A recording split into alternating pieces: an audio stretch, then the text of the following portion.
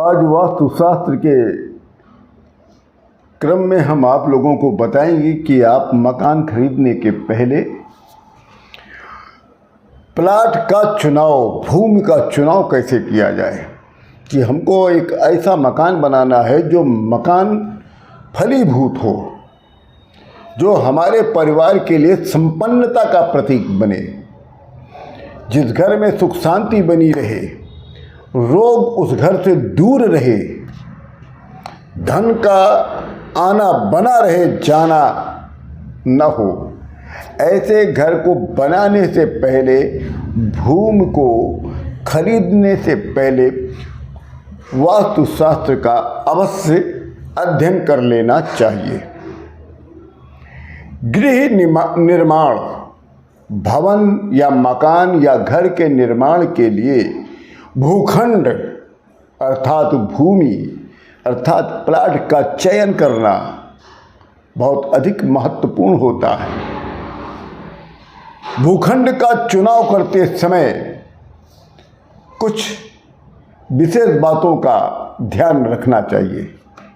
आज हम आप लोगों को, मैं अयोध्या से श्री योगी प्रमोद जी महाराज, आप लोगों को मैं ये बताने जा रहा हूँ कि मकान खरीदने से पहले जो भूमि आप क्रय करने जा रहे हैं, खरीदने जा रहे हैं, उसको खरीदने से पहले कुछ बातों को आप जान लें।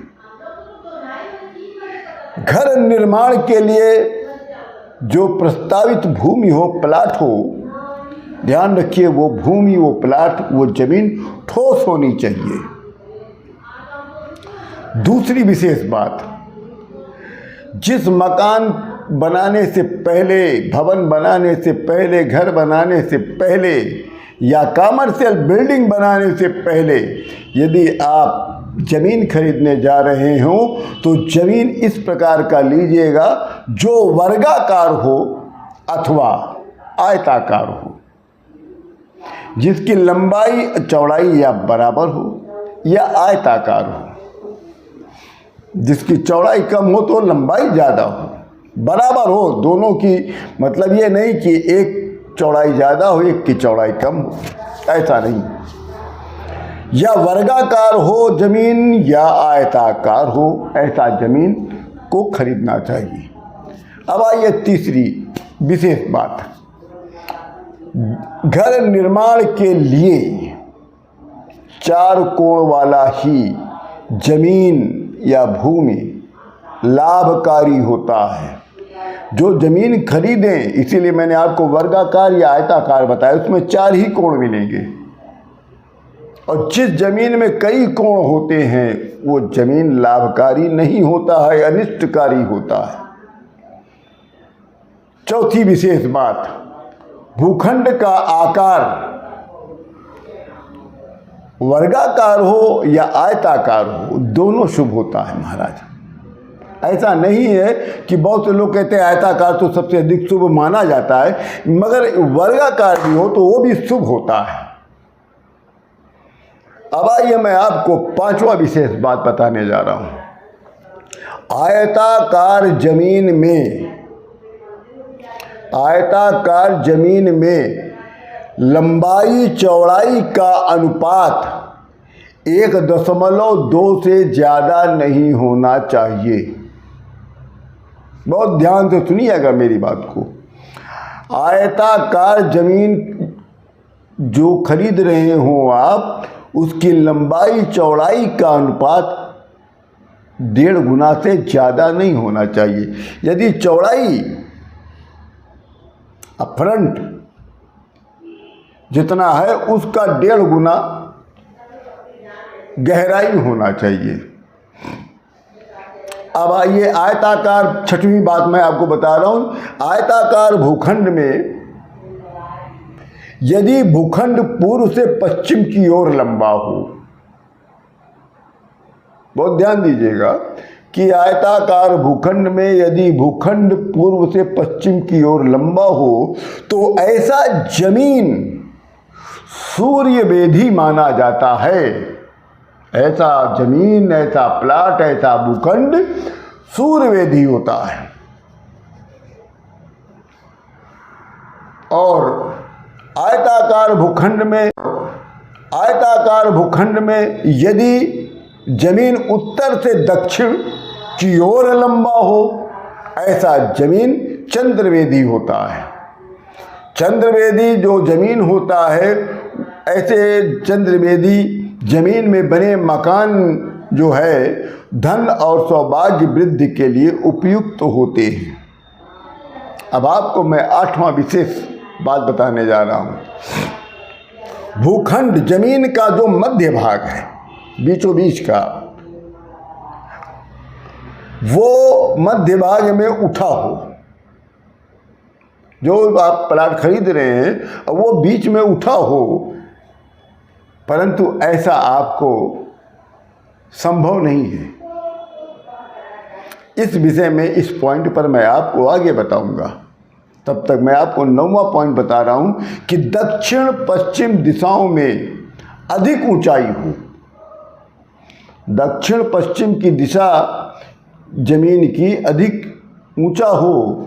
यदि भूखंड दक्षिण और पश्चिम दिशा में की ऊंचाई अधिक हो तो ऐसे भूखंड भी ठीक होते हैं।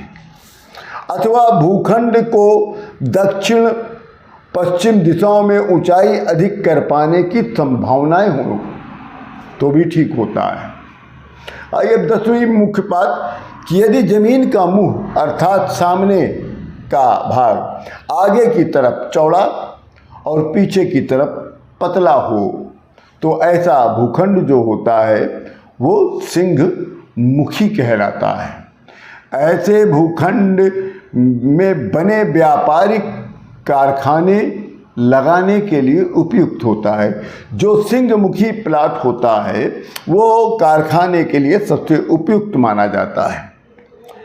11वां जो मुख्य बात है, यदि भूखंड का मुख या आगे का भाग सकरा हो और पीछे का भाग चौड़ा हो तो ऐसा जमीन जो है गौमुखी कहलाता है।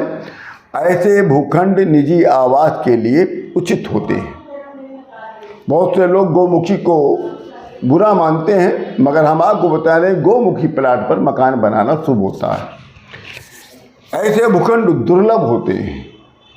गोल भूखंड गृह निर्माण के लिए उपयुक्त नहीं होते। कभी कभी देखा होगा गोल जमीन हो तो उस पर आप कभी मकान ना बनाइएगा, वो सही नहीं होता है। परंतु प्रदर्शनी के लिए या सो बिजनेस के लिए अगर आप वो ज़मीन ले रहे हैं गोल वाला तो वो सर्वश्रेष्ठ माना जाता है। अब एक मुख्य बात कि त्रिभुजाकार त्रिकोण जमीन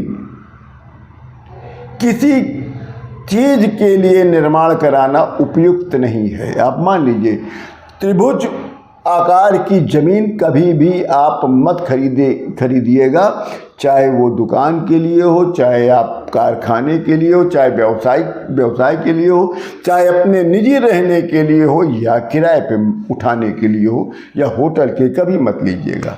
ऐसे भूखंड, जिस भूखंड के आपको दूसरी मैं बात बताने जा रहा हूँ, जिस भूखंड के चारों कोने,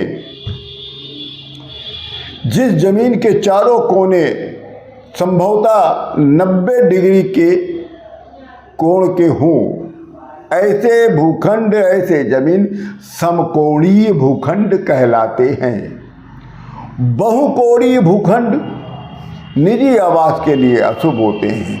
मैंने आपको पहले ही बताया था कि जिस प्लाट में अधिक कोण हो, या वर्गाकार लें या तो आयताकार लें, और यदि बहुत कोण हो ऐसा निवास के लिए, निजी निवास के लिए अशुभ होता है। अब आपको मैं आखिरी पॉइंट बता रहा हूं कि यदि उत्तर पूरब अर्थात ईशान को आंशिक रूप से बाहर की ओर निकला हो, उत्तर पूरब का जो आपका जमीन है वो आंशिक रूप से थोड़ा सा बाहर निकला हो तो ये प्रकार का जमीन अति उत्तम समकोणीय भूखंड कहलाता है। भूखंड का पूर्व और ईशान कोण में झुका होना अथवा ऐसा कर पाने की संभावना होनी चाहिए, अर्थात भूखंड का जमीन का जो पूरब का भाग हो या उत्तर पूरब का भाग हो, उसको अपने मकान से सबसे नीचा रखना चाहिए, उसकी फर्श। इसी के साथ मैं अयोध्या से श्री योगी प्रमोद जी महाराज आप सभी लोगों को राम राम करते हुए विदा चाहता हूँ।